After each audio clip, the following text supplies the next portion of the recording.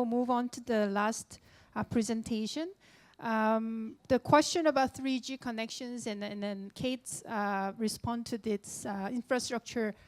The next presentation will be one of the answers to that kind of challenge. Dr. Bernd Nordhausen, sorry, is actually a PhD in computer science. And he believes that every child should have same opportunity to access to technology, and regardless of where they are, where they live. And so his passion is to provide this technology to remote areas, even though there's no 3G connections or internet connections. And so he designed, in the past, he designed and implemented solar-powered computer labs in Zambia and the Philippines. And now his current passion and interest is to find a way to benefit remote area children and rural area schools beyond just ICT literacy, and to empower teachers to integrate ICT into the core subject like math and science and reading. He believes the answer to this 3G connection and infrastructure is what he calls a content server. So let's hear what he means by a content server. Please welcome Dr. Nordhausen. Yes, thank you very much for the kind introduction.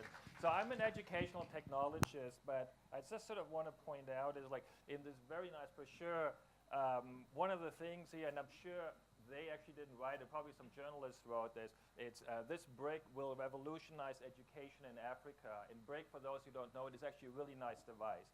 Now, I actually cringe when I see these headlines because any device will not revolutionize education anywhere. So, however, I do believe that technology can help increase the learning outcomes. So it is a tool that can help it, but it has to be a part of an overall program. So if anybody comes to you and says, I have this gadget and it will revolutionize your education, I wouldn't trust them too much. You know. But nevertheless, I've been working on a number of projects in ICT and education, and ICT is information computing technology. One of the consistent things that we're seeing is, and this is why I think this is so relevant here, is when a technology is introduced in the correct way as a comprehensive program, one of the things that you tend to see is that dropout rates decrease and attendance rate increase. And that's because, let's face it, kids like technology, and particularly the sort of kids in marginalized areas who don't have that technology at home like that. And so here's an example of the Marilog Central Elementary School in Philippines, which introduced technology, again, as a part of a comprehensive program, not as a standalone thing. It is a school, but they serve a lot of marginalized people. About 50% is indigenous people. And they see the dropout rate decreasing over the years quite dramatically, and the graduation rate increase. So I just sort of want to preface that yes, technology can help, but it has to be part of a comprehensive program. Now, what are we seeing is that a lot of times when I get approached by NGOs and other organizations, the first step is, oh, we just want to introduce computers. And I said, what do you want to do with them? And it's often sort of what's called digital literacy. So knowing how to use a computer, typing skills, and then office productivity suites, and let's face it, it's mainly PowerPoint, Excel, and Word. But what we're seeing now is that people want to move beyond that. And there are some really interesting programs or applications out there that can help the learning outcomes. Everybody, of course, knows Wikipedia. Then Khan Academy, who knows Khan Academy? Yeah, about a little bit less than half the people. PhET is also a really interesting program that teaches physics and through simulation. And then I just put some Thai content because we're here in Thailand. Now, there's some good news, and there's some bad news, and then there's some good news again. The good news is that most of these educational resources are available free, usually at no charge. Sometimes you need to have a license, but it is free to use. The problem is, they're all in the cloud, which is sort of great. But for a lot of people here, this is what the cloud looks like. It's a clear sky. You don't have the cloud. Or, if you're lucky, you do have the cloud, but it's really just this little cloud there, and there really isn't much that you can do with it. So how do you overcome this? So here are some examples. The top left right-hand corner is a school in rural Zambia.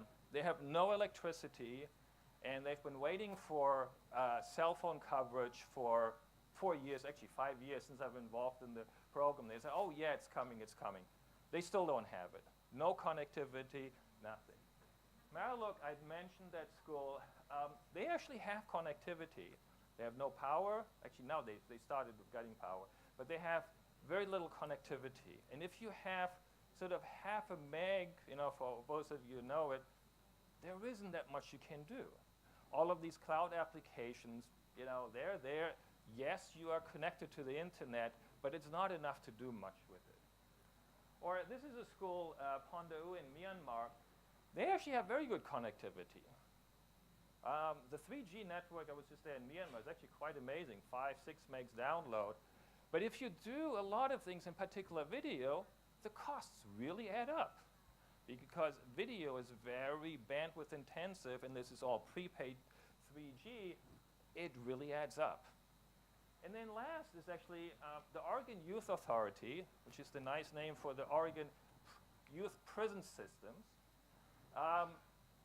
There are some circumstances, they have a lot of connectivity, but due to, someone you probably understand, they can't open up the internet to, their inmates. All of these, what they have in common, they can actually offer these educational resources with something what I call the content server. And what a content server is just a local server, has very affordable hardware, and serves a lot of the content locally. It's actually not a new concept. I mean, some people call it internet in a box, there are sort of lots of these things floating around. But to me, what really makes a content server is that first of all, it has to be simple. That means most of the time, no keyboard, no monitor, and ideally it should have one button. Turn it on, and you turn it off. Because in addition to the challenges in the remote areas is that they don't have any IT support. It's not like, well, the server broke down, you call up the helpline, says, okay, can you just come over and fix my server? It just doesn't happen. Second, then, it has to be really robust. It means to have, a rugged operating system, and it should be really zero maintenance. So what it really means is that it has to follow the KISS principle. You guys are familiar with the KISS principle? So keep it simple, and then there's another S there. So when we're talking about, okay, server, most people think about, well, that's a server. And again, you probably won't be able to implement it in a school. But when I'm talking about a server, it's more sort of the concept of the server. And you can have it as little as a Raspberry Pi.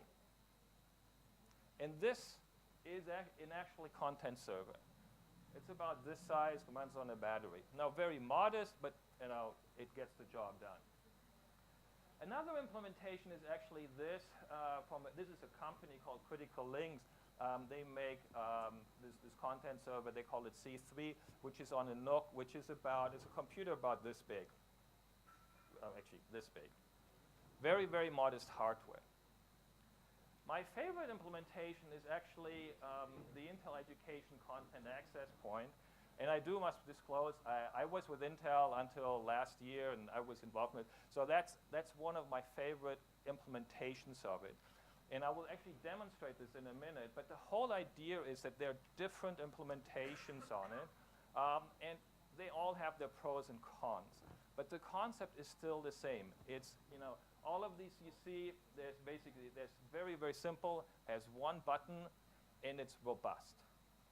And so what I want to actually invite you with, and I'm giving here a live demo here, And I didn't quite expect that many people. But you can get out your phone or your tablet or your PC, and actually if you go to this SSID and go then open up your browser, and I will demonstrate this, you can go there. And this, by the way, is the device. And so you see no wires, no safety harness. Actually, this nice thing is it runs actually on battery for 5-6 hours, and it does all of this. And so let me just demonstrate that for you.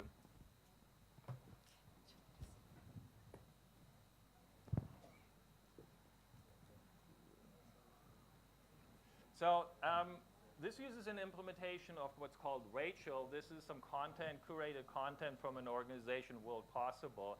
But what you see here is that if you go to this URL, there's Wikipedia, there's some Intel education resources, there's Khan Academy, there's some Thai content, there's FET, all of these.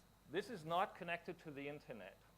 Now, to a user, it basically is the internet. It's, technically it's an intranet.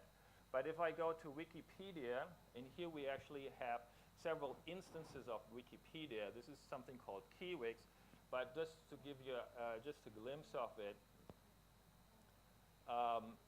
so this is Wikipedia, and it's searchable. So, sorry, yeah.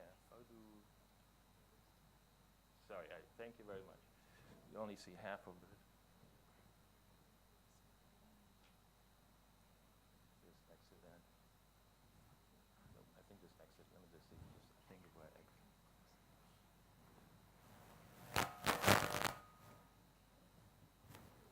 Okay, there we see better. So this is searchable, so we can search for UNESCO. So you can see this is Wikipedia. And you can deploy this anywhere. Now here is actually a nice thing. They also have the TED Talks on there. So it actually can sort of serve as a video server. And remember that school I pointed out in Myanmar? The students there like the TED Talks. So they're very excited. And what they actually do is they use their phones to connect it. And they all have devices there now. So they actually go to the phones. So it's a very cost-effective implementation because you as an organization just provide sort of the hardware and some content. And a lot of kids actually already have the device. Oops, I went one too far here. So going back to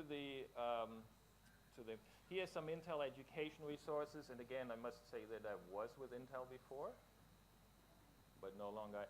Here, for example, we have Intel worked with British Council on language, and there's actually aligned to their curriculum. There are these little tasks which generally are available on the web, which is, again, it's very great. But if you're in locations where, like you just said, where you might have connectivity, but you have 30 devices, and you definitely don't have enough connectivity for 30 devices to go to the web. This is one of the answers. And so now some of you, I think, hopefully are connected with the phone. Now some of the content isn't optimized for the phone. There has some flash content. But I think you get the idea. The whole idea is that with some very modest hardware, a very simple implementation. I mean, as you say, you can see this one has one button. Teachers can operate that, no question about that. And because there's no keyboard, nobody is sort of like tempted to go in there and mess with things without it. So this is very ruggedized. I can go on. How we're doing on time? I know I'm sitting between you and your lunch. Just to give you some idea, this is local content. So this is actually content, I think similar content that they used as well is from OBAC. If you want to learn some Thai, we can start some Thai lesson here.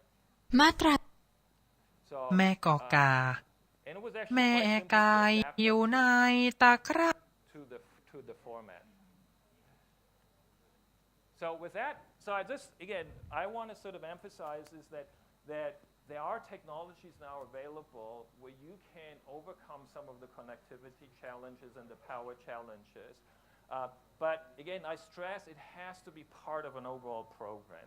The results that they saw in Marilok was partly because of the technology, but mainly I would actually say there was a lot of teacher training developed, and the teachers learned or were taught how to use the technology and to incorporate it into their teaching.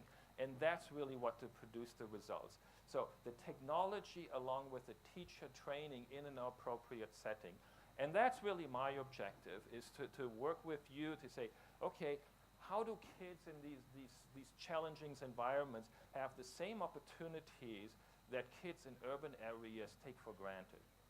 So with that, I think we have plenty of time for Q&A, and please, feel free. It's up there with your server. I think some of you are connected to it. Just give it a try. Thank you very much. Thank you very much, Dr. Nordhausen.